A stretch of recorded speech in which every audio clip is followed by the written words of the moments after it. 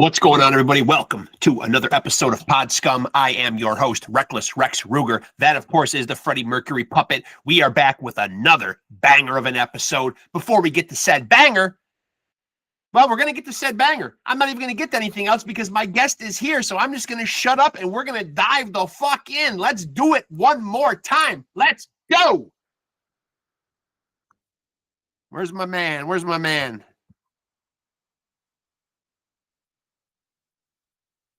Do we got him? Kelly, what's going on, man? There he is. How you doing, man?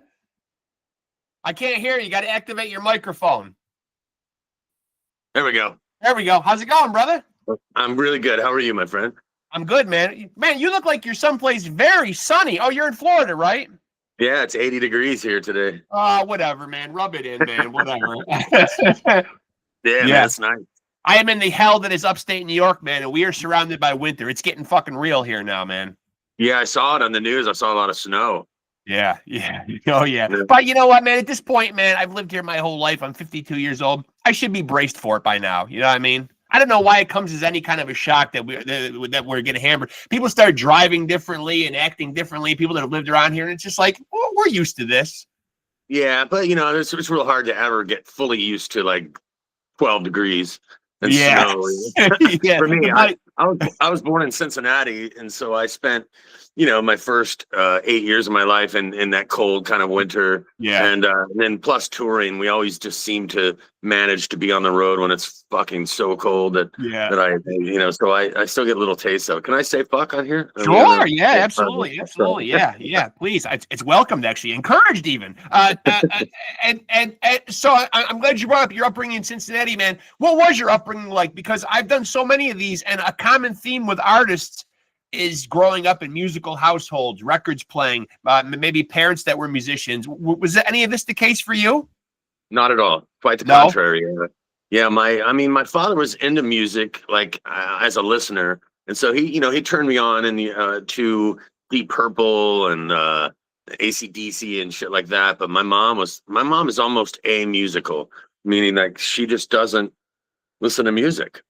Yeah, and it's so she couldn't be further from my my career and then how I ended up. So it's pretty strange. And my dad, I spent most of my time with my mom, and so I don't know. It's but my grandma was very artistic because I paint as well and I draw.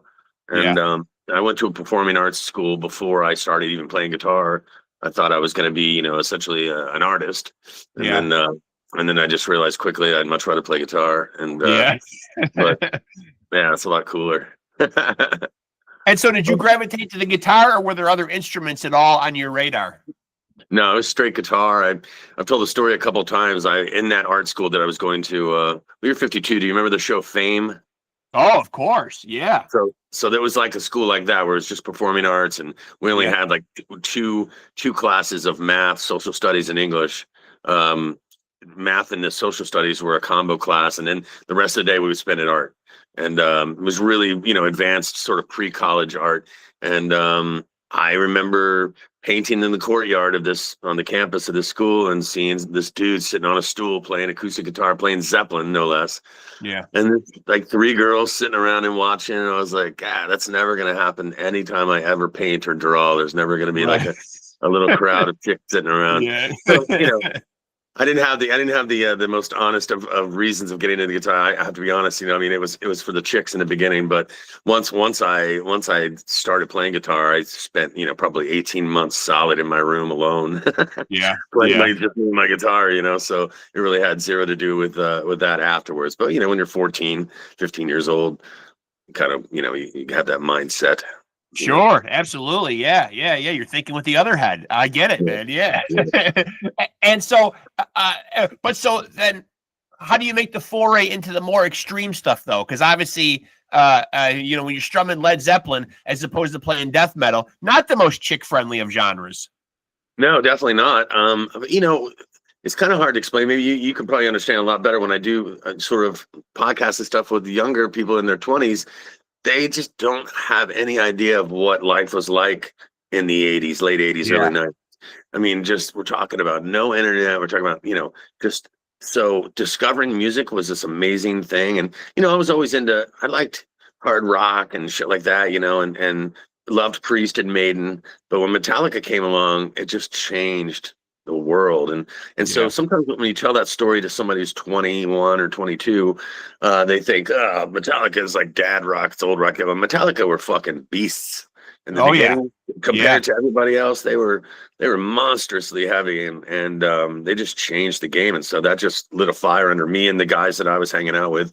And we loved that, but we also loved complexity, and we loved Rush and bands like that. So we just kind of inadvertently just kind of combined those and then added our own. We all learned to play together as well as a band.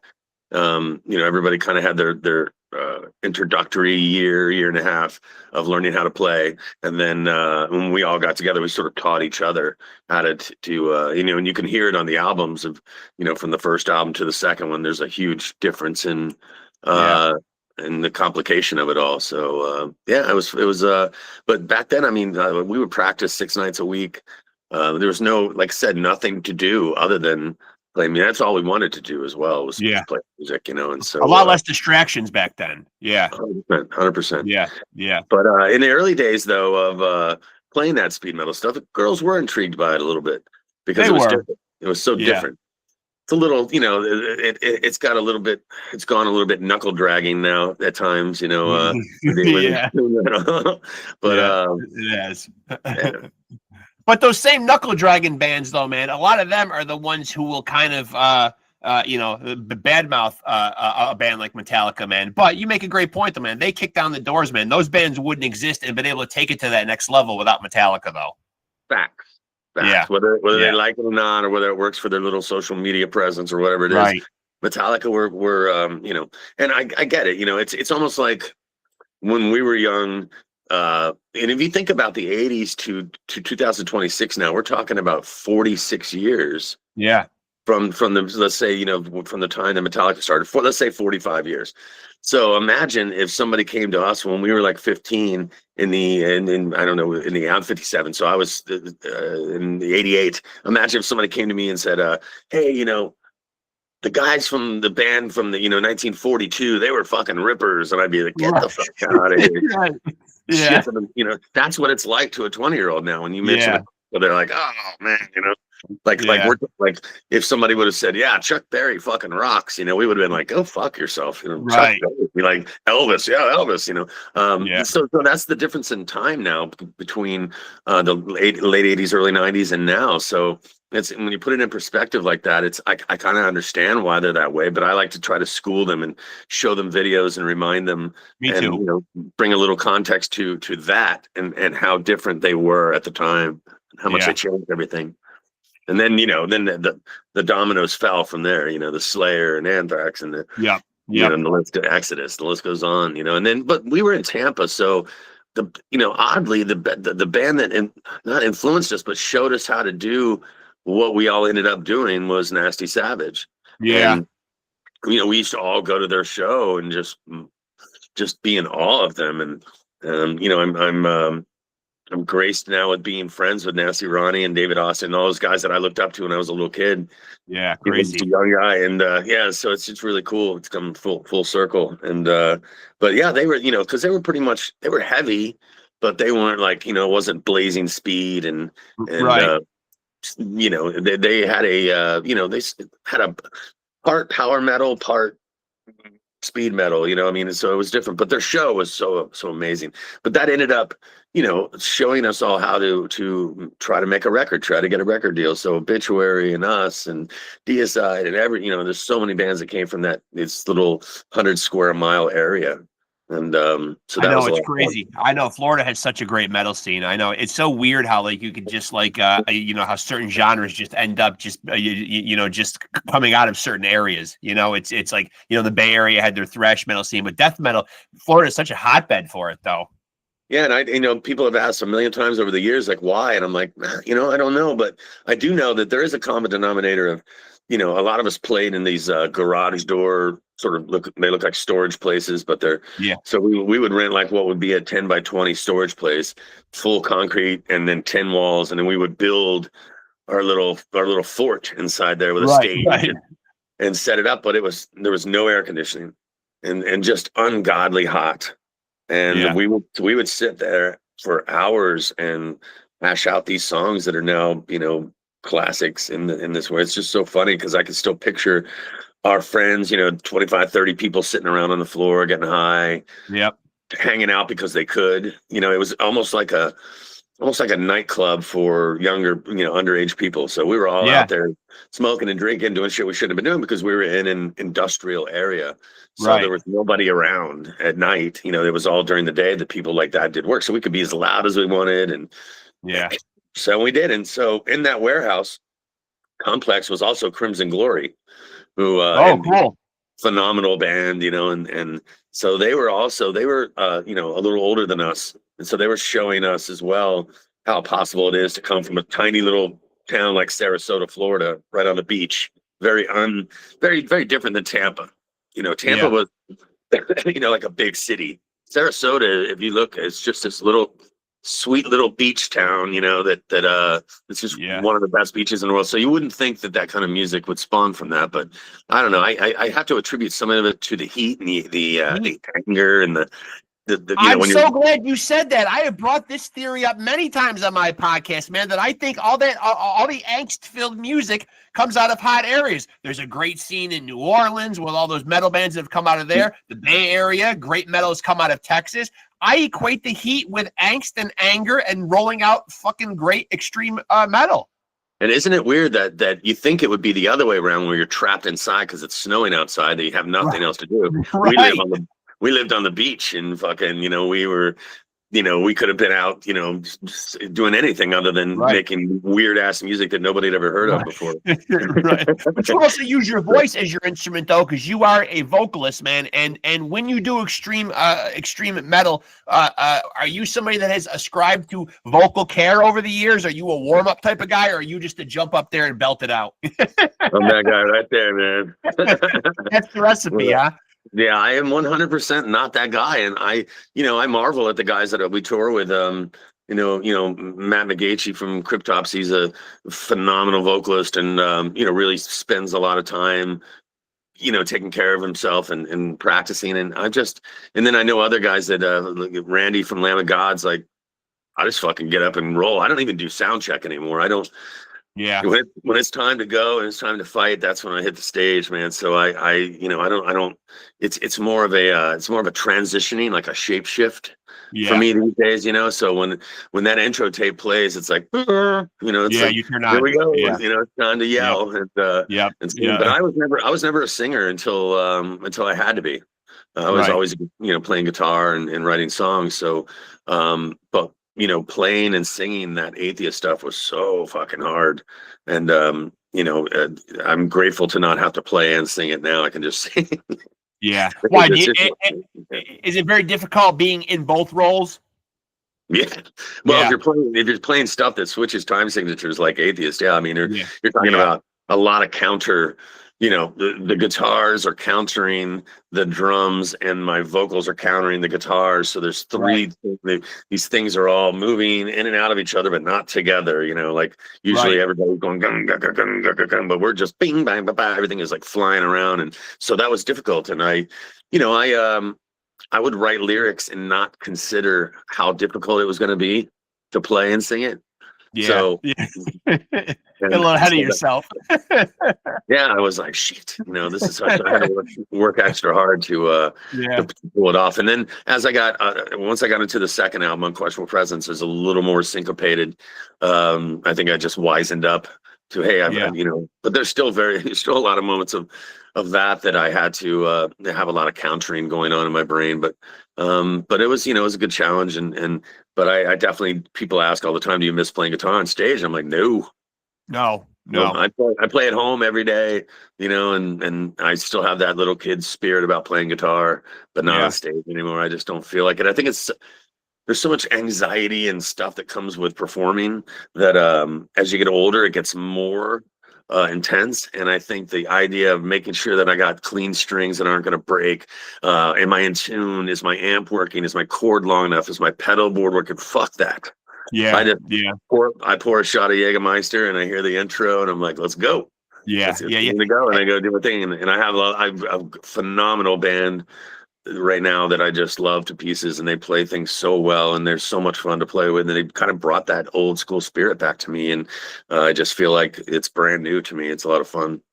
And it is hard in this day and age with technology too, because people are coming to shows and whipping out their phones, and everybody is a critic and scrutinizing you nowadays on stage too. You know what I mean? And they can't wait to run home and not share their video because they got to be at your show and they want to show off and say, hey, look how great they were. It always seems like to run bands down nowadays. Oh, look, they don't have it anymore. Oh, look, they're not what they used to be. You know what I mean? It's kind of sad when technology is used for those kind of purposes. Plus, not to mention, people don't put the phones down and, you know, you want to take a snippet of a video, but sometimes people are there doing the whole show and they're not living in the moment. You know what I mean? They're not present. It's a weird thing to say, and I'll try not to be super weird about it, but I feel like if people can understand, like, would you want, if you're a guy, would you, and you, all right, this is really weird. Yeah, I shouldn't say that. I'm just saying that you want to be presented in the best possible light you can. So, Sure. you know, if you're gonna meet some girl and you're, I don't know, 18, 19 years old, and you're gonna have sex and you're all excited, do you have sex with her after you take a shower, or do you have sex with her after you played football all day? You know what I'm saying? So that's like showing a live concert on a telephone is like showing somebody with little tiny wrinkled balls. Like it's not it's okay. You know, you're not doing the band a favor, and then to have people talk shit about it afterwards is equally as annoying. And and I think that's what inadvertently is created some of the larger live acts using so many backing tracks, because when you use backing tracks, it sounds good even on the phone, you know. You're right. We've never used any of that shit at all. We don't play to a click track at all. But I guess, you know, the normal answer for that would, you know, aside from my weird analogy there, would be just, you know, you don't ever want to, you know, meet somebody you have a crush on when you first wake up in the morning. The minute you wake up. Right. So, you know, musicians don't want to be presented in that light by people with telephones, but they do it anyway, and we're subject to it. So, yeah, it is what it is, man. I mean, we've just all become accustomed to it. It's very interesting for me because you know, I've seen the you know, the before the internet era, and then now, you know, I'm a guy that talked on a phone with a cord. You know, I know. There's people in their mid-20s that don't even know anything about that, and that blows my mind. And we're already in 2026, and you know, somebody born in 2000, which I remember like it was yesterday. That person's 26 next year, and the internet's always been there. Phones have always been there. I know. So for them, they just look at us like we're just relics. It's old. How fast I know how fast some of this stuff has become so antiquated, like payphones and I mean, like stuff you just don't see anymore. You know what I mean? Like it's like we remember it extremely well. Like when you'd see one on every corner, and you'd see them in airports, and you'd see them at train stations. And now I've seen them, and I take a picture of them because I'm just like, oh my god, these things are like an antique now. You don't see them anymore. A phone booth. A phone booth is I can't remember the last time I've seen a phone booth. That's crazy. You know, that would be kind of cool though, man. If somebody made like a modern version of the phone booth, you know, where you just go in and you know how it's all hands free, and you can maybe go in and just say the number you want to call, and then you have the phone booth experience, and have like video too. You could have video too, so you have an immersive experience. That's a good idea. Somebody could write that down, man. A modern phone booth.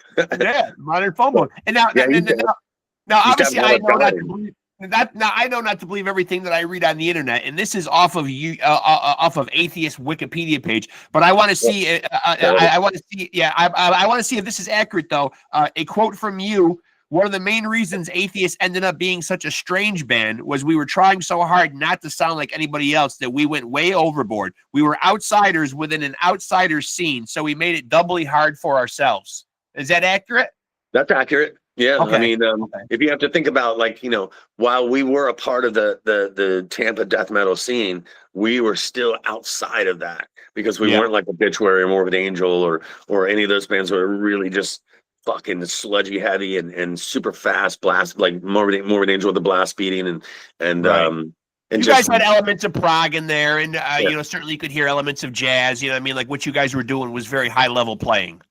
Yeah, and that was important to us. And the early days of Tampa death metal, it wasn't quite.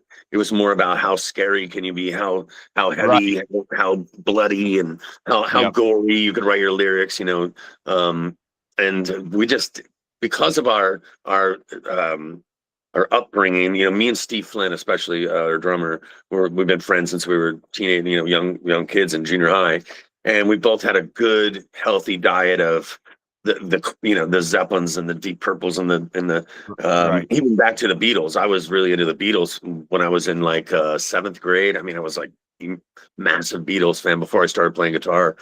And so, with that, when you got a good root system of music, and then you head into this new, where we were intrigued by the heaviness of everything, that feeling that you got, the hair standing on end, when you hear a riff, like, oh fuck, that's different than Iron Maiden, that's different than Judas Priest, I mean, it was just more ferocious. And so we didn't want to lose that ferocity, but we didn't want to lose the complexity either. So it inadvertently made us outsiders, in a scene that what really was way outside the bounds of, because California had thrash metal, and that was the big thing out there, Forbidden and Metallica, Exodus, Testament, a real clear cut difference than the Tampa metal scene, which was just, very, very underground. And again, those were times where you couldn't just share music with people. You had to send a cassette in an envelope and hope that it didn't get X-rayed at a fucking airport and get banged out. There's a lot of moves to get somebody to hear your music back then. It was really hard. So now, for fans that might want to know, or who might not know the backstory, you guys don't have a long, extensive discography. Explain that. Why is there not more atheist music out there, man? Does it speak to the earlier quote that I made, that it was just hard for you guys to be understood, maybe hard for record labels to wrap their heads around what you guys were trying to do? A couple, there's points to both sides of that. We broke up for 17 years, for starters. Right. So from 93 to 06, we were, non-existent. I went on and played in Neurotica, put Neurotica together, and Gordon Ozfest did all that stuff. So Atheist really came back to get us. Like the modern, the young kids, once the internet kicked in, I covered my Atheist tattoo. I thought when we ended, we just thought, man, people just don't get it. They fucking don't like it. So they don't like it. Fuck it. Why are we doing it? So Steve went to college, and I continued on, and then, put together another band. And it was super frustrating back then. I mean, and we went away for 17 years and came back to an entirely different landscape, entirely different. And the first thing that we did to realize that was Wacken in Germany, which would at that point was like, 60,000 people. Just, we're expecting just nobody to know or remember who we are. It's been a long time. 17 years is a generation, almost, of kids. And man, our meet and greet was unbelievable. And that was the moment that we kind of looked at each other like, get the fuck out of here, man. The internet just brought that music back, and people were starting bands influenced by the music that we made, and those bands were becoming successful, and they were shouting us out, and it was making people go back and find us, and that's how it all sort of snowballed into where we are today. And but making new music was very difficult before, because everybody lived in a different place. And so our drummer Steve lived in Atlanta, and he had a corporate job, so he was away. And there was a lot of, first of all, I have to also say that until the last 10 years, nobody could play drums like that. I don't know if you're familiar with our catalog, but Steve Flynn was fucking ridiculous drummer, man. And so it was really difficult to find people to play on that level. And so that was, a difficult, that's one of the reasons why I never considered, putting it back together. But once we got back together and got out and played shows, we didn't plan on making a new record because we didn't figure we could capture that same, but as soon as we got in a room together, me and Steve, and wrote the first song from Jupiter, it was clear that there's a real special combination, an unspoken knowledge between the two of us, to write signature atheist shit. And so, on Elements, it was different. Elements, we were faced with a challenge of time. We only had 40 days to write and record this record. And I am doing it with a different drummer and a different bass player and a different guitar player. And then, it ended up being just this really cool thing that now, all these years later, is looked upon with respect. And it's cool because when it came out, it wasn't that way. So I don't know. We made Jupiter, and then it's been another 16 years that we haven't made a record. So maybe it's just a 17-year. Maybe we're like the local, they come around 17 years or so, make a now, record. When you guys went to play the festival and you're doing the meet and greets, and the younger generation is now seemingly caught up and tapped in, man. Are you getting feedback, and is the younger generation telling you like what it is now that they've realized, or what is resonating with them about you guys? Yeah, it was all about the time changes and the different approach to, and also we play in 440E. So, there's no tuning down or any of those things. So the ability to be heavy at that tuning is not always as easy as, as somebody might think, but really it was just about the complexity. I believe, and as the time has gone on, it gets frustrating to read writers that are in their 30s write articles about the history of this music and leave atheist out of the equation.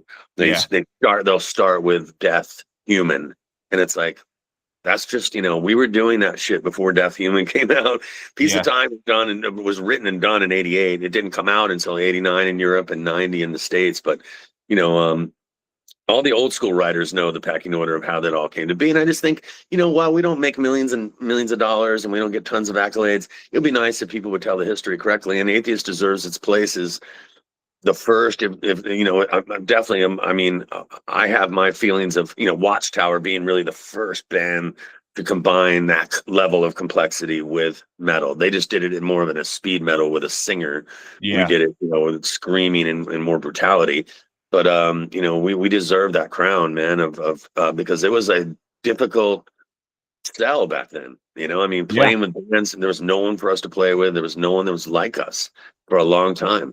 And so a lot of the young kids were coming up, and especially the bass playing and the drumming was a big, and the lyrics, people appreciate the fact that while it sounds crazy, but lyrically I was writing about something completely different than the average death metal band. And so kids really connected with that. And so it made them want to be better musicians, which is something I always felt needed to happen in the early days of talking about doing interviews for Piece of Time and 89 and 90. They would say, how do you see this music surviving? And I would say, people got to learn how to play, learn how to tune that thing and learn how to fucking play. You can't just go drum, drum, drum, drum. It's you got to have something else. So I was just blown away. Now the level of musicianship is staggering. They're just, I can't say enough about the talent of the guitar players and drummers. Just insanity. I never would have imagined it would get this complex. So I love it. It's a cool thing, to create a kind of style and watch people just run with it and take it to the moon. It's awesome. And what was the creative process like on those early albums, man? Were you taking the lead and doing the lion's share of the creativity, or were you guys very collaborative on those early albums? Very collaborative. Musically, I wrote all the lyrics and everything, but collaborative. Me and Steve would sew the songs together. Rand and Roger would come up with these impossible riffs on bass, which really led to the style. It was one of the most important aspects of us being sort of orchestrated as opposed to all playing the same part at the same time. One of the things that kids would bring up as well is everybody's playing something different and it's swirling in and out, and then every now and then it comes in and nails you for a basic part, and then everybody parts up again, and your ears enjoy that.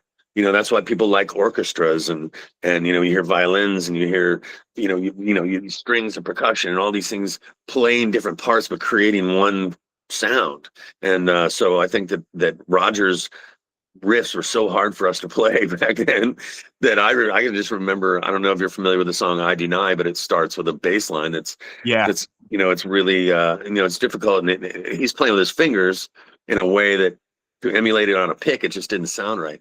So I just created this little thing that went underneath it, and then Rand came in, and then we started realizing that's when we would play those demos for people that mattered to us. They would be like, "Whoa, what is that? What is that?" And so we started that became our template, and then we tried to outdo ourselves every single song. We would just let's make it just weirder. What can we, let's do 3 instead of 4. Let's do, 2.5. to end, throw in one extra little upbeat and then hit the downbeat, which throws your ear off. If you're listening, you're just like, whoa, what was that? And then we would do it super tight and rehearse it a lot. And so when we played live, that was that way. And that's one of the fun things about playing today, because technology is so much better. Guitar sounds are better, drum sounds are better, the PA system is better. It lends itself to Atheist. And Atheist, if you see us live compared to this has been said to me by a lot of people my age and a little bit younger that have been listening to those records for 30 plus years.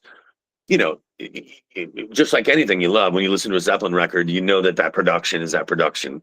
The songs are it has a particular vibe. So you get used to hearing that. When we play now, you can hear there's a lot of things you can't hear on the record. So, but now, because of, the way that, the technology has lent itself to making things clearer. And so it also ends up being a lot heavier. Yeah. Because, than people remember listening on the record, because 1991 production was, night and day to what it is now. Sure. There was just big difference. And so these songs are more muscular and more heavy in a modern setting now than they ever were back in the day. And so what was the driving force, after you guys put out Elements in 93, man, how do you guys get together and say, all right, man, we're just going to stop? You know what I mean? How does that all happen? Is it just being discouraged with where you guys were or the acceptance of the music? No, Steve had already left and gone to college. We did Elements and we did a tour with Benediction in Europe.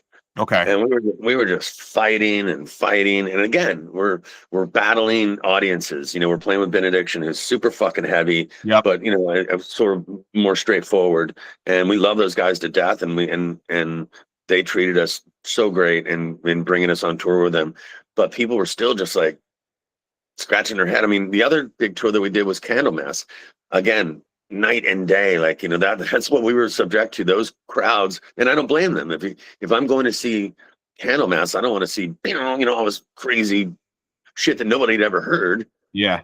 These days it would be a little different because people are accustomed to hearing complex things, but back then people were just like, what the hell what is this band doing? I can't remember anything they just played. And I get it now. I get why it took a long time for people to sort of digest it. And but against a band like Candlemass, it really has too much contrast. And so it got all those years of doing that and playing and the frustration of that. And we felt some of that and on that tour with Benediction from those crowds.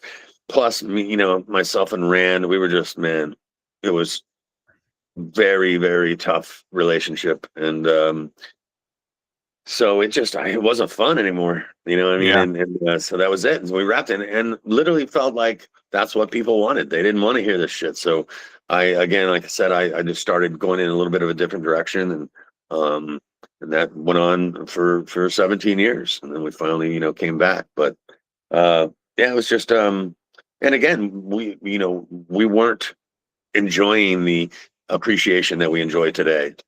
So there was no accolades, there was no attaboys, there was no nothing. It was just like, who the fuck are we going to be able to now? When Cynic came along, I not discovered them, but I found them in a club when I was looking for a drummer to replace Steve Flynn. Right. Lee Harrison from Monstrosity took me to see them in this little club, and there was maybe 50 people there. And I saw, they were fucking unbelievable.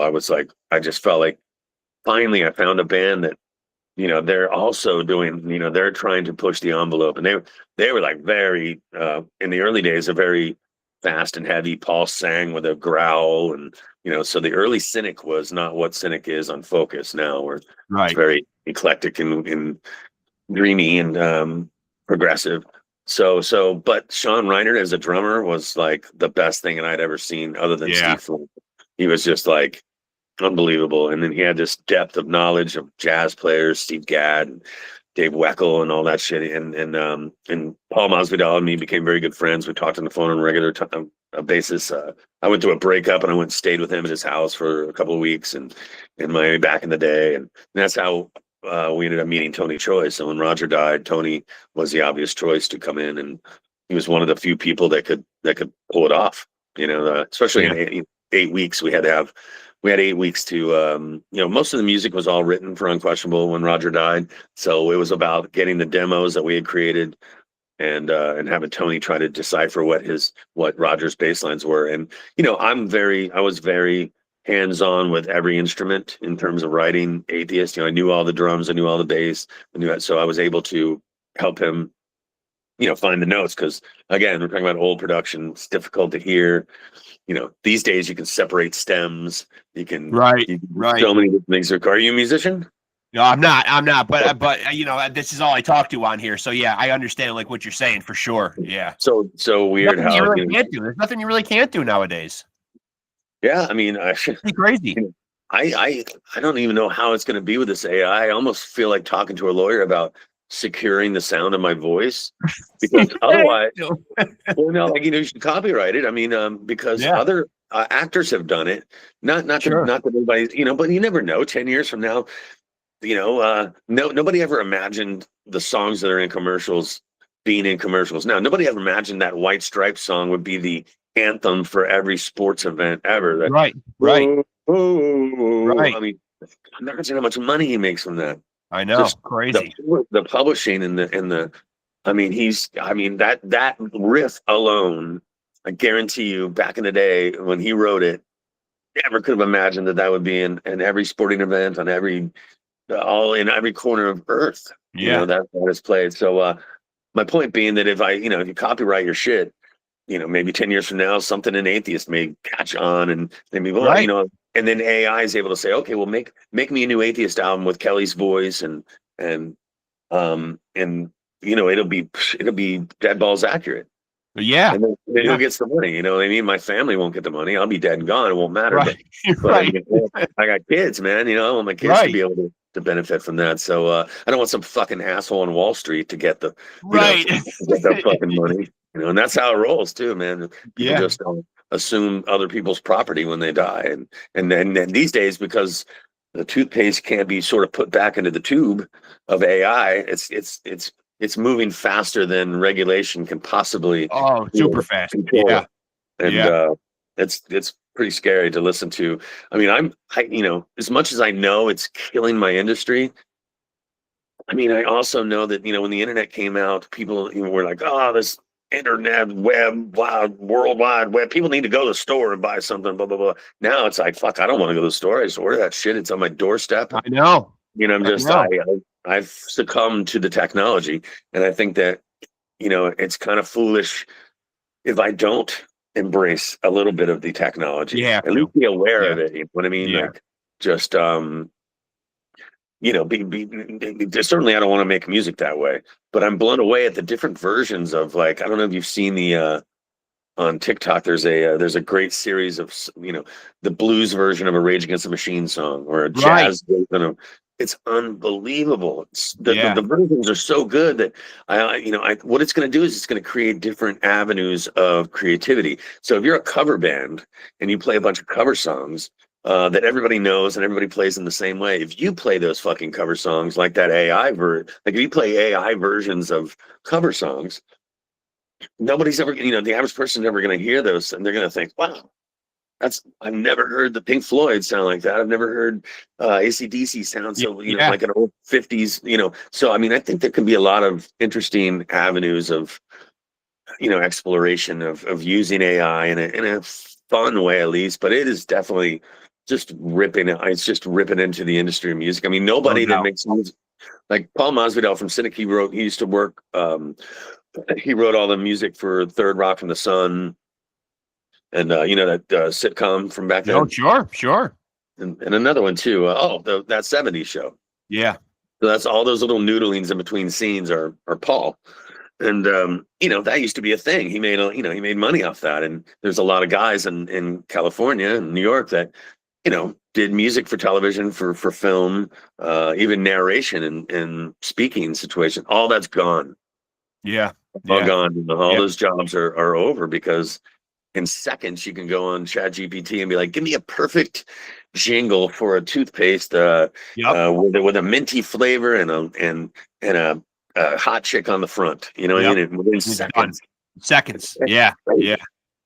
I mean, me and my little boy fuck around with it all the time. We just have fun, and I'd be like, "Show me and him on a roller coaster," and it's like at an amusement park, and then boom, it just gives you the there. picture. Yeah. Yeah, Yeah. beautiful. It's amazing.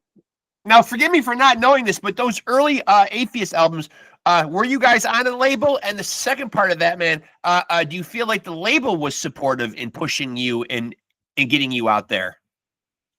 Yeah, I mean, I think in the early days on the first album, we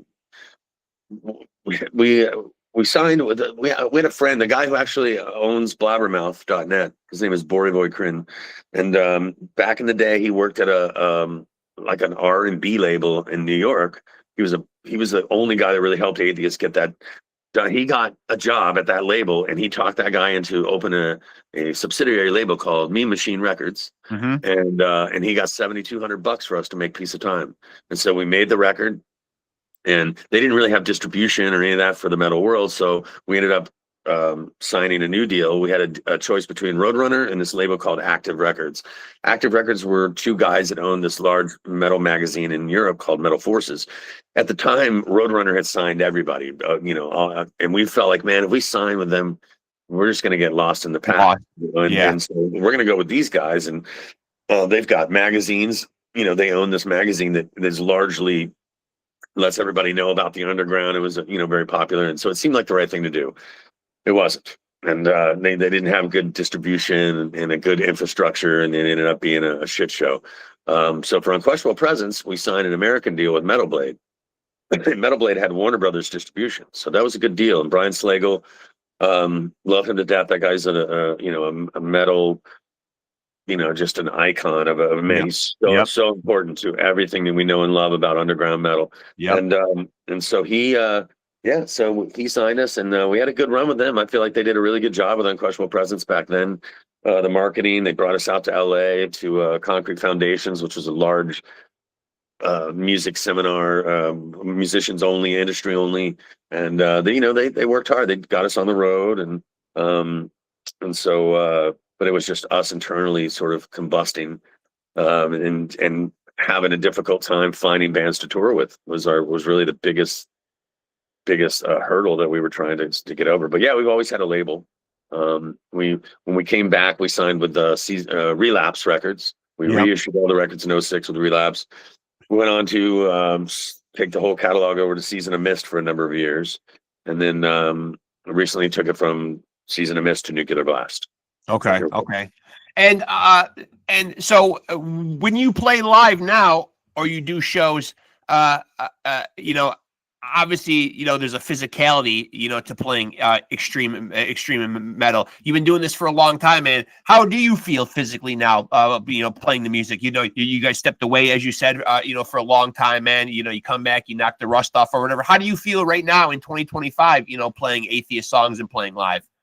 Oh man, me personally, I feel great. I mean, and keep in mind, the guys in my band are 34 and below. They're all kids, man. So they're bringing like a ton of fire to the stage. I have a regimen. I mean, I just we toured a lot this year. We did Japan and Australia, North America, Europe, South America.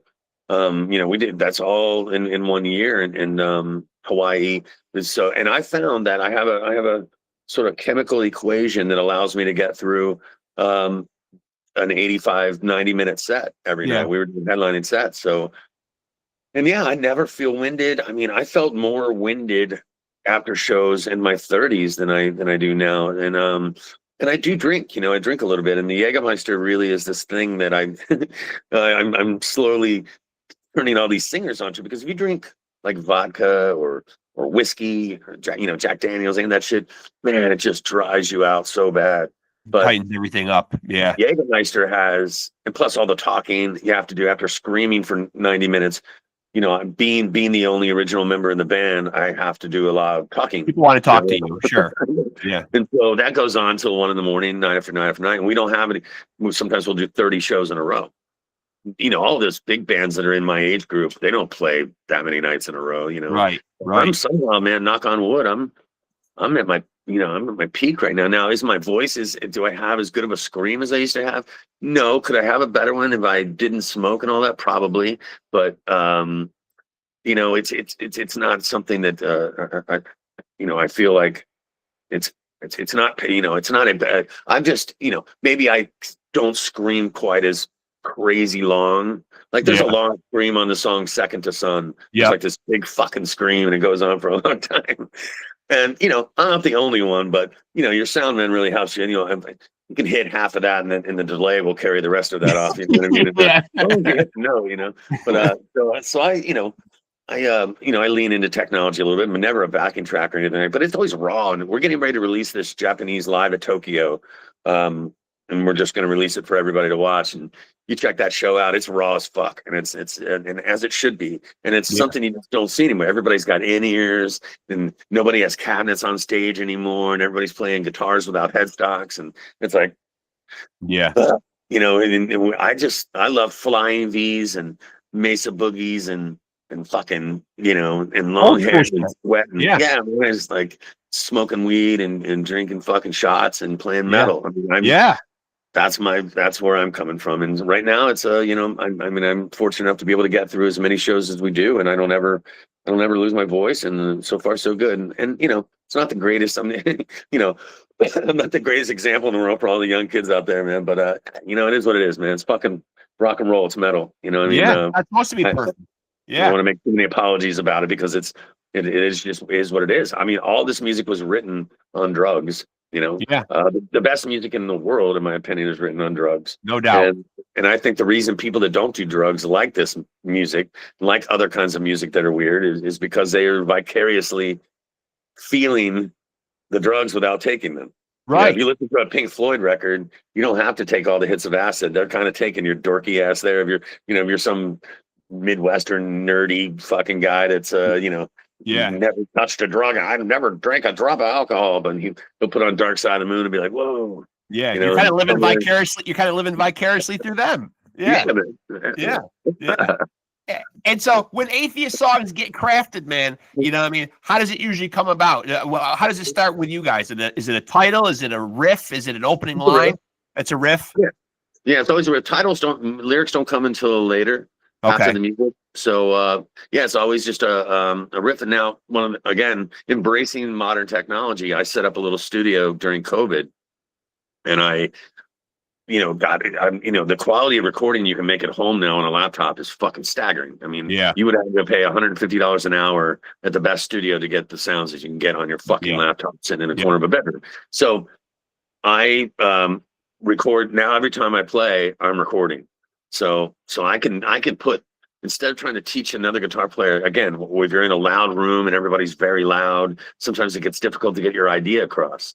The drummer's playing and making noise, and bass player's trying to work something out, and you're trying to tell the guitar player, it's like this, play like this. Yeah. The guys that I play with now are so talented that I'll write 2 guitar parts and record them, and I'll record them to a click, just so everybody has an understanding of what the intended time signature is. When we go to play live, it's never going to be to a click. So it breathes and it lives, like a living thing. And then they're able to, I don't read music at all. Like everything is just from ear. And that's the class of musicians that I've always been around. These kids hear things and then they tab it out. And then not only do they tab it out, but then they put it on the computer, they tab it out on the computer, and then the computer plays it. Yeah. And they go, okay. And then they learn it instantly. And it fucking blows my mind. So we're like 7 songs deep in a new record right now. Nice. Yeah. So we're going to get it finished up here in the first part of 2026. And hopefully by year's end, have this fucking thing out or sooner. And I'm just really impressed with the capabilities, because now I know that I can write the hardest, weirdest shit. And I know that these kids can play it. Yeah. And then they have such great practice habits, and they're so talented, man, that it's just the sky's the limit. So for a writer, for me, even if I write something that I would never be able to play every night of the week at my age, I know that my band can. So I can really challenge myself as a writer. Yeah. And as long as I can play it once and get it recorded, and you know what I mean, and sort it out and get the idea out. Now it's there. I don't have to try to explain it to a guitar player. I don't have to try to explain it to the band. It's there. They can hear it recorded well to a click track, and they're in, the one guitar players in Phoenix, drummers in San Diego, bass players in Boston, other guitar players in Maine, and I'm in Florida. So writing is not like it used to be where you get into a room. Now, when we were on tour, when we did have a day off, like in Australia, we rented a rehearsal and we spent all day writing. We wrote a song in Australia. When we were touring in North America, we did the same thing and wrote a song there. So that's been really kind of cool and different. Something that Atheist has never done, writing on the road, writing while you're on tour. 'Cause we were on tour most of the year. And that was something that really added an extra element of difference to the Atheist that I'm hearing this new music. And it's just, again, the sky's the limit. Like I feel like there's nothing I can, it won't be, they'll be able to play anything I can think of, and equally they have great riffs themselves. And one of my favorite things is to, people are always like, well, if you let a bunch of other people write, then it's not going to sound like Atheist. That's not true. They're presenting riffs all the time.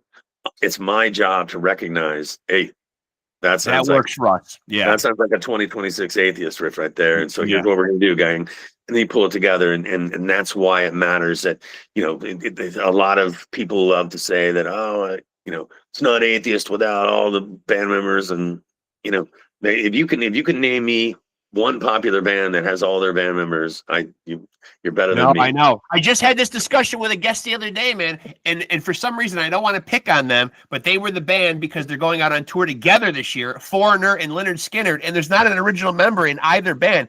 Now, the problem that I have is if you want to go out, and some of these guys have been in the band 15, 20 years, maybe they were roadies, maybe they were hired guns or whatever, and now they've slowly become in the current incarnation of the band. But going out and representing those songs and calling it maybe a tribute or a representation of the song, but charging top dollar like you're coming to see Mick Jones and Foreigner is where I have the problem, though. Charging $100 in today's economy to come and see guys that were not there in the beginning of Foreigner is where I have where it feels like a slight.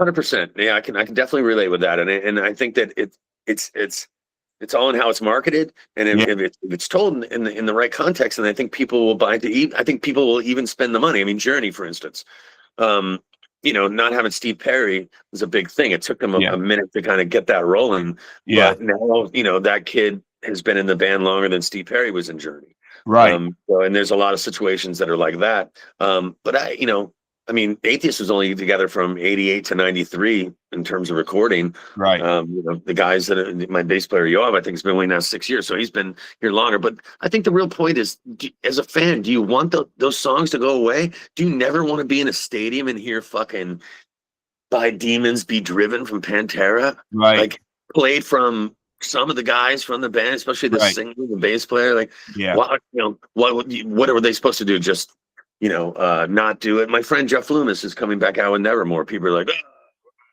it's like, I want to hear Nevermore songs again. I want to hear those played today on modern venues with great sound.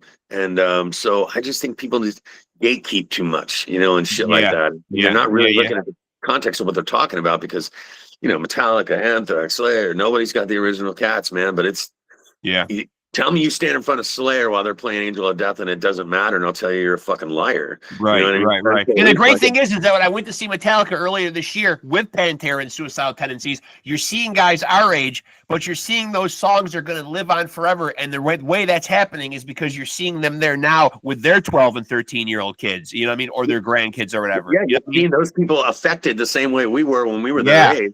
They're being affected by that shit now, and they really don't even have any idea of just how cool those old guys are. Right. And how they were. And it's funny, man. It sucks getting older because you know how it is. Inside, I still feel 22, man. I still talk shit. I still fucking play music with the same piss and vinegar that I had when I was 22, but I'm fucking not. I'm 57. No, that's the part. Yeah, the stark realization is when I try to move and do something that like when I was 22, and then suddenly something hurts. You know what?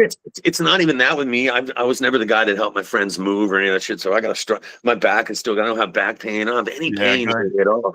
But I fucking look old, man. You know what I mean? It sucks when your hair turns gray and shit. Yeah. And your beard is white, and it's like, fuck, There's no way to bullshit your way around 57. It's just fucking 57. Yeah, I got a friend that I work with. I'm a nurse by day, so I work in healthcare, and I got another male nurse there, and he's in his 60s, and he says, you ever think about coloring it or dyeing the gray? I don't want to be bothered with it, though. You know what I mean? Because then I feel like you got to keep up with it all the time. And then suddenly I'm dyeing it brown like every week. I mean, for what? Who am I fooling, really? I did it in 2019. We toured with Cattle. I dyed everything black. Yeah. And, I look at those pictures now, and I'm like, oh my god, like so ridiculous, man. And also, if you have a white beard, the next day you've got a white border around your black beard. Yeah. I'm not gonna be in the mirror every day with fucking mascara and shit dripping down my face on stage. Yeah. Like I just thought I'm gonna embrace it. And COVID really helped that a lot because everybody got to stay home for a year and a half and let their roots grow out. Once I got to the gray, I was like, fuck, man, there's really no point in trying to pretend that that I'm in my 30s. And so it feels good. Sometimes it sucks, and especially playing in the band that I'm with now, and they're young, handsome fuckers with all their great hair and shit. And here I am, father time up front, fucking singing these songs. But as you know, as a parent, though, man, hey, you've earned all these gray and white hairs, though, man.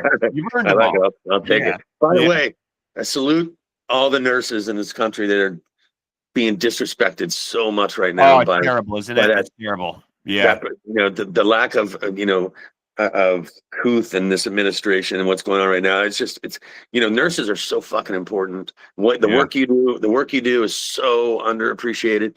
To have your professional status taken away from you is it's got to be just gut-wrenching. And it's so funny because back during COVID, every nursing home here in upstate New York was putting out the signs during COVID because we don't have the job, obviously, where we can stay home. We're there in the trenches, man. We got to gear up. We got to gear up. We got to put the masks on. We got to take care of people or whatever.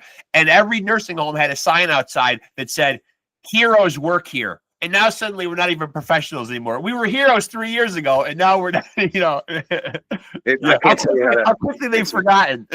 So mad, but I just want to say a tip of the hat to you and all your colleagues. Because and we're all gonna need you guys someday. Yeah, and we're all gonna, and you're gonna need it someday. And absolutely. And they're the ones that really do, the lion's share of the work in the medical field. They're the ones emptying bedpans and moving people up and talking to people, keeping people's spirits up, making sure their meds are on time, making sure there's comfort. And those are sometimes the only things you have left when you get old, and your family's all gone and there's nobody around to come see you anymore. And that's another frontline aspect psychologically for people on their way out. I mean, the stories don't get told because those people die.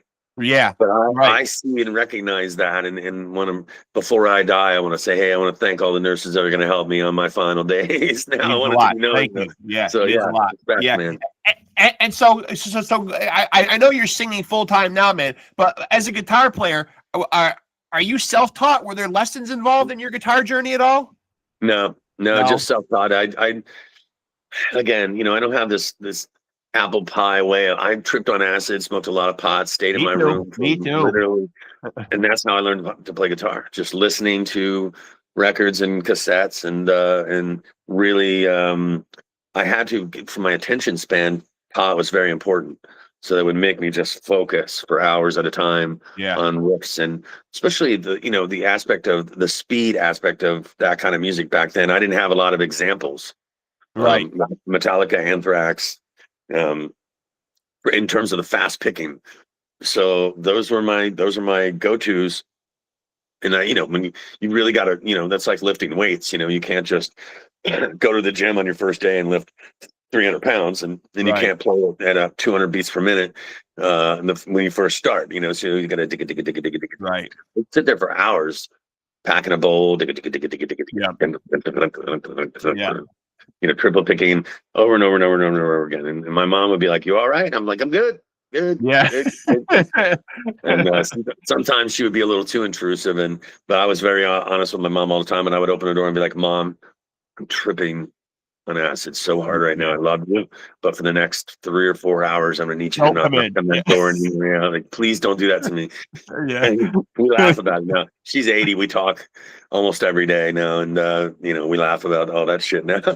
Yeah. She's well, I sound like I was a bad mom. I'm like, you were a perfect mom. You let me be me. Yeah. You know what I mean? I'm that way with my little boy now. I speak the way I speak around Me him. too. Me too. He's never cussed one time. He's heard me speak so inappropriately. It's probably criminal. Yep. But I love him to pieces, and he knows he has respect for me, and he knows that that's the way Daddy talks, and that's not the way kids talk in school. Right. So cool, man. He's awesome. And so if we're going to see a new Atheist album in 2026, now that music is consumed differently, it's packaged and put out differently, the physical product is not as prevalent, attention spans obviously have dwindled. Some people are listening to tracks, they're making playlists, they're not dropping needles and listening to albums and going for the full experience anymore. Where do you stand on LP versus EP? You seem like an old school guy. Will it be a fully realized album? Will it be a X amount of songs, X amount of minutes? Because when I see albums get reviewed nowadays, and I don't know how much you look into feedback and criticism, but one of the things I see all the time on reviews is the length of albums. How many songs, how many minutes? You know what I mean? This could have been shorter. This could have been a little longer. This went on too long. Where do you stand on LP versus EP? Well, it's interesting with Atheists, though. We've never been accused of fucking wasting time. 28 minutes long is Unquestionable Presence. I think Piece of Time is 30. We're in and out and on with our fucking, with our life, with our shit. I mean, one song has like 5 songs in it. You know what I mean? If you're really listening, there's fucking so much shit going on. I don't like to write long songs. I am not a fan of songs that are over 5 minutes. I'm a firm believer in the fact that if a producer could get in there and trim some things up, things can be trimmed up, but everybody wants that extra long solo, and everybody wants an extra 4 times for this or that, and it ends up making for and also intros and little excerpts of speaking, narration, and shit like that, especially in black metal and records like that. I like it lean, and but in terms of an EP, I mean, I've talked with our management about it. I've said, why don't we just put out 2 songs? Why don't we just jump that? Because we haven't made a record in a long time. So in terms of going out and playing, this last time we did a 35th anniversary for Piece of Time. 2026 is the 35th for Unquestionable Presence. I'd like to get out and play some shows to celebrate that record. And she's like, yeah, but everybody, the agents really want you to have a new record. And I'm like, really? I mean, a whole new record? Is it necessary? I mean, like, if we wrote 2 songs that are new, that are killer, to see if everybody, because listen, you know how it is. I mean, my God, even for Jupiter 2010, people were like, the modern production, and this isn't like Unquestionable Presence. It's like, no Atheist record is the same. Right. Like, we listen to each one of them. They're completely different. They have a common denominator, but completely different records. So who wants to hear the same record twice, you fucking asshole? The problem is everybody's allowed their opinion now, and it's displayed on the World Wide Web. That was not the case. The only opinions you got back in the day were from writers and magazines. And so nowadays you put out a song, and if it doesn't hit right away, then some people won't even bother to go stream it because I heard it sucked. Have a check it out. They're not even interested. It's not even about buying it anymore. Nobody's buying fucking music anymore. And sadly to say, neither am I. Kind of. I mean, I am in a little, but I mean, most of my music consumption comes from me. I mean, I'm paying for it inadvertently to fucking that asshole at Spotify. Right. But I mean, I just if I'm on a tour bus all year, I got headphones on. I'm living with 22 other people on a bus. You know what I mean? So I'm consuming music differently, and streaming allows for me to consume the same amount of music that I want. I can create my soundtrack wherever I go. All right, I'm going to the store to get some smokes. I'm going to throw on some fucking Caius.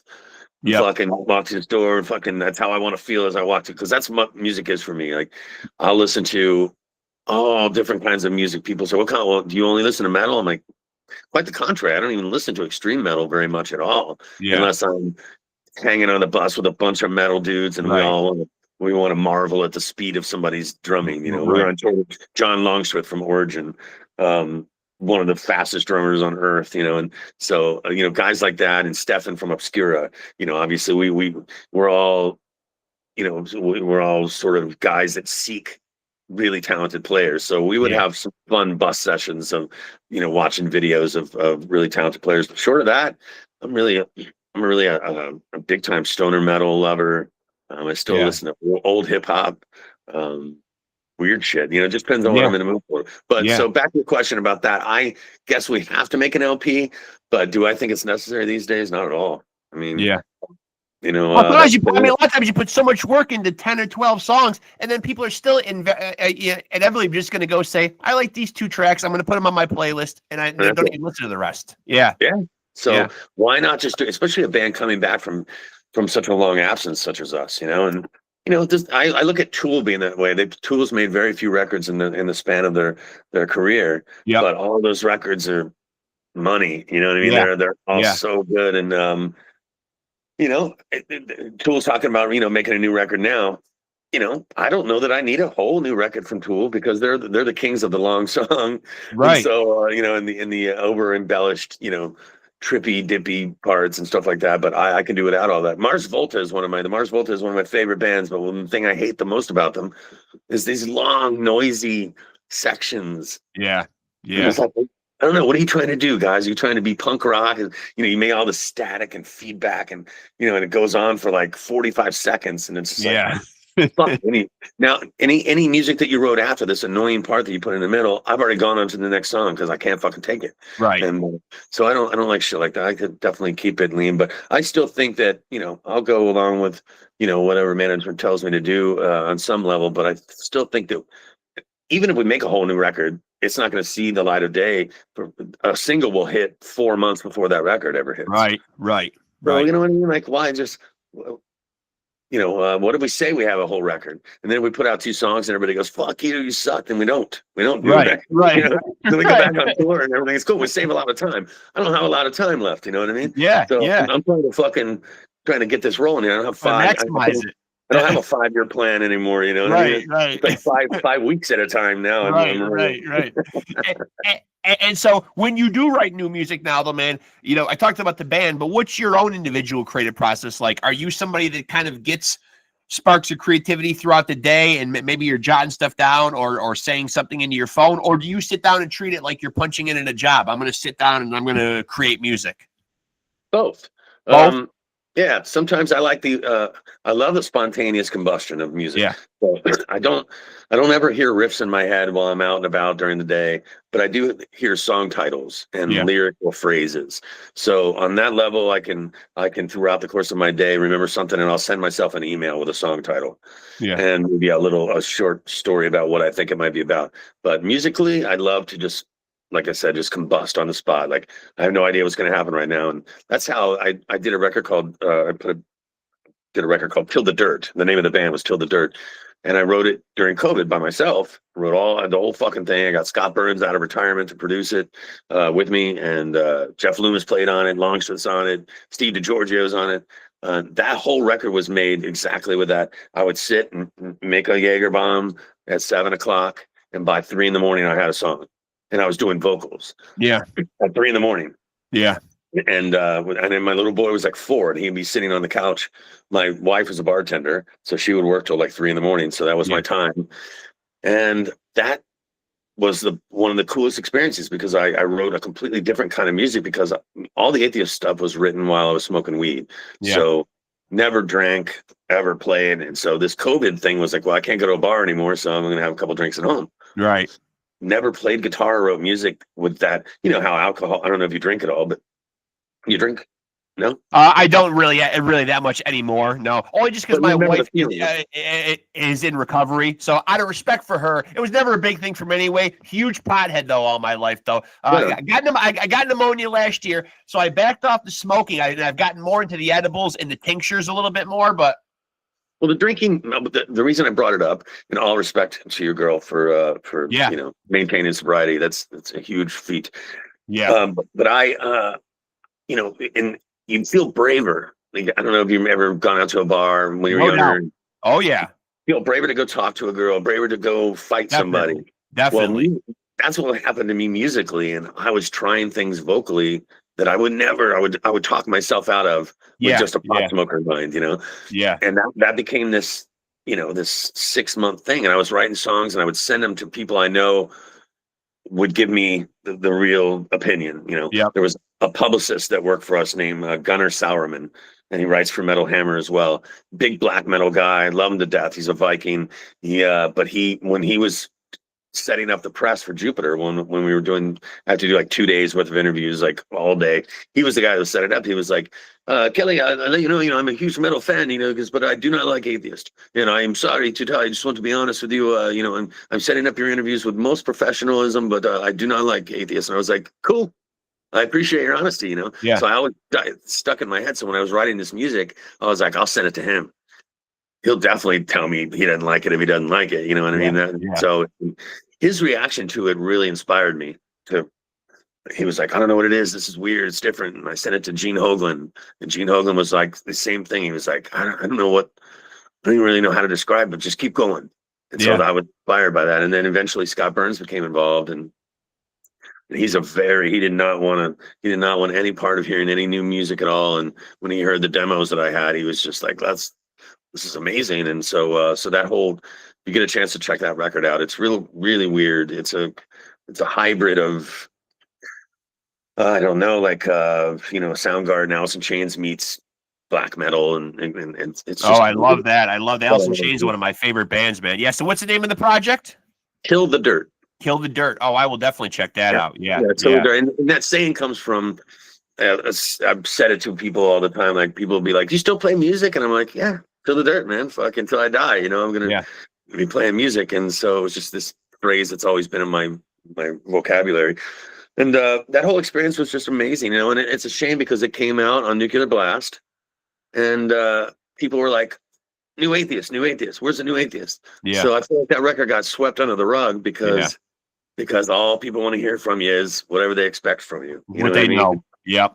And it's got a lot of singing. I sing as well, so it's got a lot of singing, but it's not your typical clean singing shit. It's like Pepper Keenan singing. It's like John Garcia singing, you know. And weight to it. Yeah. And a lane. There is a lane quality to my voice. And you know, inadvertently though, it's definitely not on purpose. It just happens to be that way. But yeah, it's a cool record. I hope everybody will go check it out. It's available on Nuclear Blast. It's on Spotify, and it's weird. You know, you can always count on me for weird. Yeah. So. Yeah. Introducing a little weird is always good though, right? We can always use a little weird. Yeah. 100%. And so before I let you out of here, man, if people want to tap into what you've got going on, what you're doing, I don't know if you're a big social media guy, if the band is big into social media, but where's the best place to keep tabs on you with Atheist, with anything you got going on? Yeah, our Facebook is facebook.com/atheistband. That way you don't get a bunch of religious propaganda. So Atheist Band, you know, Kelly R. Schaefer. I'm on Facebook. That's my personal Facebook. I love to talk to people. I love to answer questions and just shoot the shit with people. I have friends all over the world that I've created just from, you know, just being available, you know, to chat. I've always loved being able to chat with my favorite musicians. And so I like to make myself available for anybody that wants to hit me up on Facebook. And then Instagram, you know, I'm all there, and the Atheist is on Instagram as well. And we're pretty easy to find. Social media. Have you gotten a chance to meet many of your musical heroes? Is there a moment where you got to meet somebody that was kind of a jaw-dropping moment for you? Like, holy fuck, I can't believe I just got to meet that person. Yeah, well, I guess you didn't dig deep enough back on me. That's a whole nother episode. But you know, Brian Johnson from AC/DC produced my record. Okay. Produced a Neurotica record. I was almost in Velvet Revolver with Slash and fucking. Yeah, I was going to ask you about Velvet Revolver and Drowning Pool. You auditioned for both, didn't you? I went to LA, and Drowning Pool was more of I was friends with Dave. We were on tour together when Dave died from Drowning Pool. So it was out of respect. Christian from El Nino actually said, "Hey, man, you should." You know, audition for the Drowning Pool guys. And so I did, but I wasn't really seeking that gig. It was just, I didn't want to say no and be disrespectful. So I did I did Bodies, and I did Tearing Away, and sent the demo to them, and they were like, that sounds too much like Dave. And I was like, well, it's a hit song. All right, let the bodies hit the floor. Right. It was like, you know, I can't rewrite it. So they were like, yeah, I know. They just didn't know. That was too early in. They didn't know what they wanted to do at that time. But I was cool with it. But the Velvet Revolver thing was, you know, I was real close to nailing that gig, and that would have been a weird thing because, you know, the separation of death metal and rock and roll is pretty far. And I didn't. And so the funny part about that story is I never told those guys anything about it. But meeting my heroes, you know, like Slash, amazing human being, Duff McKagan, amazing, Brian Johnson, amazing. I mean, I've been so fortunate to most of the Ronnie James Dio, fucking super nice human being. Awesome. Yeah. Like so I've had, you know, success and failure. You know, I've met some real assholes too along the way. I'm sure. How close were you to the Velvet Revolver gig though, man?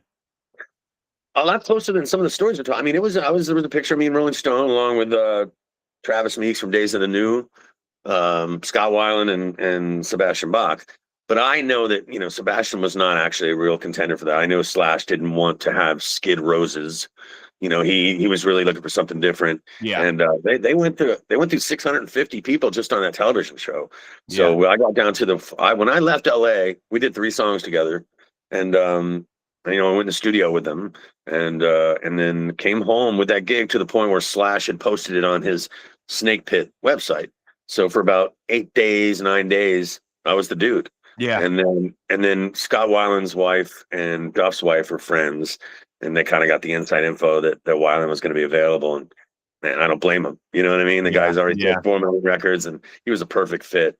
For what they wanted to do. And so that was you know, for a death metal guy, it was a great experience to just go out and get in a room with, you know, Slash is like, I've often said, he's like a cartoon character. There's not a lot of human beings you can recognize from just their silhouette. Right, you know, right.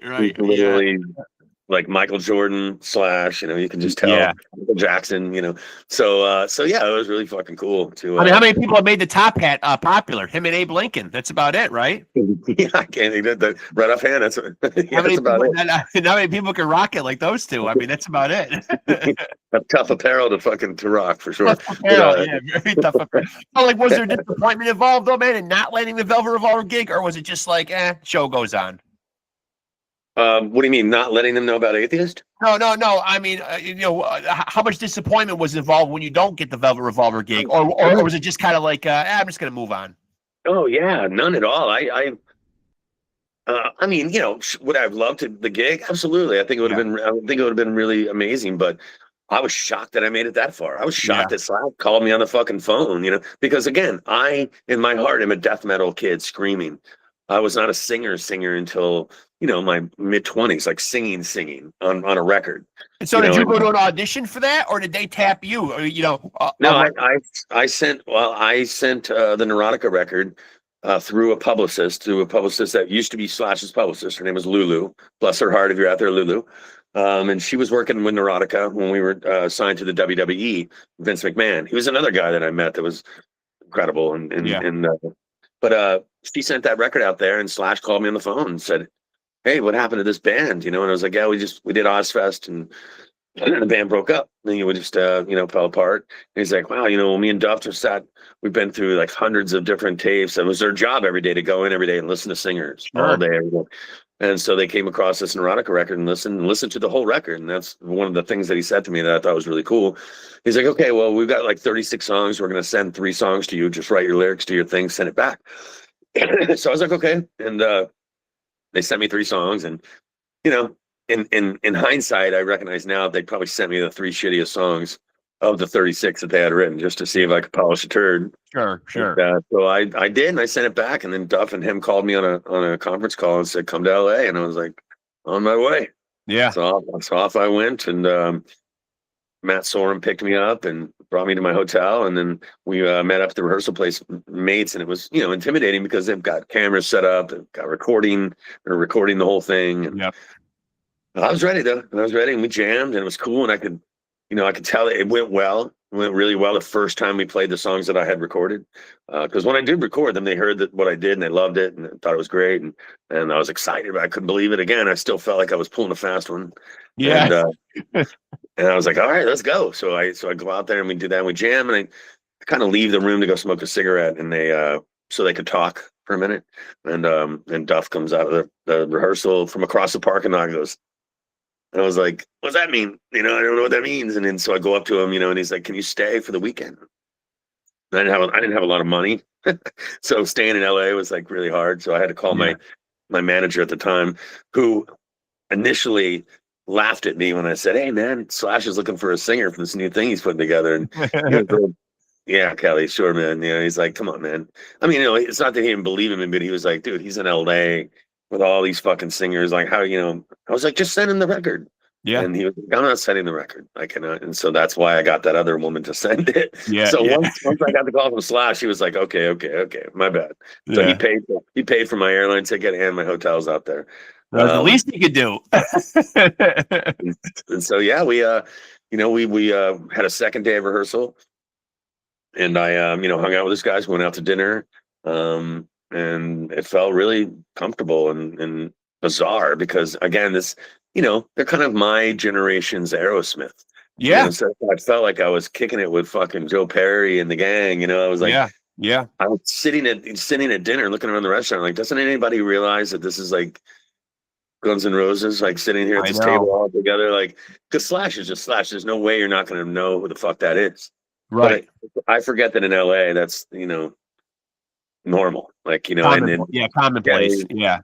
See people like him all around town at the deli counter sometimes. Or in New York, the same way. You could be at a bodega in the Manhattan and run into fucking Anybody. Robert De Niro or Kevin Bacon or somebody walks in. A lot of actors live in New York City. Yeah, I know they're riding bikes around, and you're seeing Keanu Reeves riding motorcycles on the street. And it's getting LA is very much that way. I remember before the whole Bell Revolver thing, when Neurotica was showcasing, we showcased at the Viper Room in LA for all these labels. And on our way to the venue with our lawyer and our manager and everybody, Slash was on a payphone. Talking about payphones. This came full circle, yeah. He was on a payphone right on Sunset, and with the hat and the whole nine. Like, and it was, I don't know why he was on a payphone, because this was 1990, I don't know, maybe 97 or so. I guess cell phones, and there were still phone booths back then. So, and in LA especially, there was. So, but just seeing him out on the street like that, in my eyes, I was like, oh my God, how come there's not people crowded all around? But it's right. That's funny. That's funny. But hey, listen, I gotta say, man. First of all, man, we're damn near almost an hour and a half, man. This was really a pleasure, man. Really, man. I've done over 350 episodes, man. I gotta say, man, not to impugn any of my other guests, this was one of my favorites, man. Thank you, brother. I appreciate it. Yeah, this was really fun. I had to hold strict to the 5:30 time. I could tell you wanted to do it early, and I was like, man, I just, once I get caught with the pickup at school, it takes like no worries. To get back and I make dinner and all that shit. So I got 3 grown kids, but now I'm reliving it again because me and my wife are very active with our 6 grandkids now, man. So there's always something going on here. There's some combination of the grandkids here. There's 1, there's 2, there's all of them. You know what I mean? So I totally relate, man. I get it, man. Yeah. Thank you for having me. I appreciate it very much, man. My pleasure. And listen, I got your number, man. Please stay in touch, man. Please count me as a friend too, man. Well, where do you live? I'm in upstate New York. Okay, so we'll be coming through this year. I'll holler at you. Come out to the show. Absolutely, I'll be there, man. I appreciate it. I appreciate it. Stay in contact with me, and then I'll see you in upstate New York later this year. I'll do that, my friend. Enjoy your holidays, man. All right, thanks, man. Thanks, brother. Appreciate you, brother. Thank you. There he goes, folks. That was a fun one for me. That is the legendary Kelly Shaefer of Atheist. Man, I'm looking at the titles of the albums now, man, and no doubt 1991 Unquestionable Presence really stands out, man, is a seminal, just a landmark album, man. But Piece of Time, Elements, Jupiter.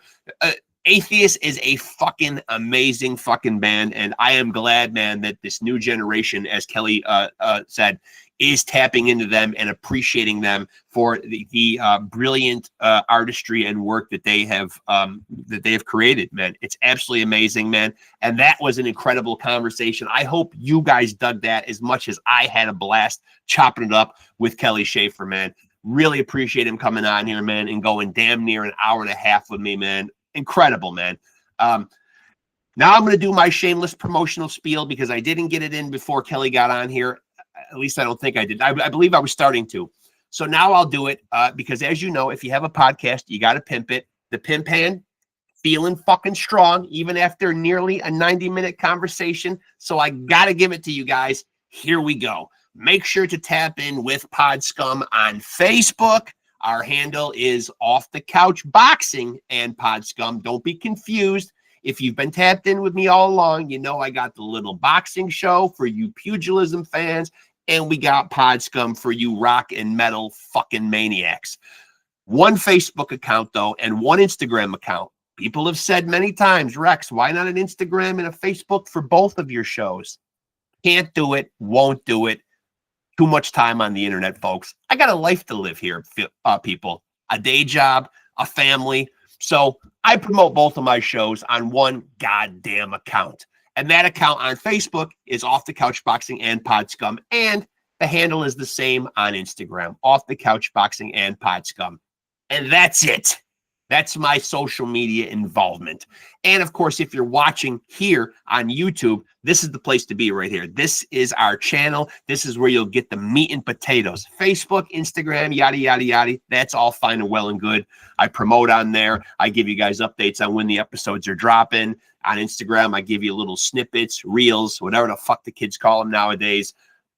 So you get a little taste of what we've chopped it up on the channel about, but this is where you'll get the full conversations. So I invite you please to like, subscribe, and smash that notification bell to stay tapped in. You will be privy to when new content is dropping, and as you know, it is dropping every single week. I'm giving you something every week. Sometimes it's an episode, sometimes it's multiple episodes, and again, it just depends on how productive we've been, how many people I've been fortunate to run down and interview. So, but you guys know, when I get content, I don't sit on it. I'm excited to do it. I'm excited to get it out to you guys, man. So stay tapped in with us. As I said, new shit coming your way every single week. I want to thank my viewers. I want to thank my subscribers. Of course, my guests.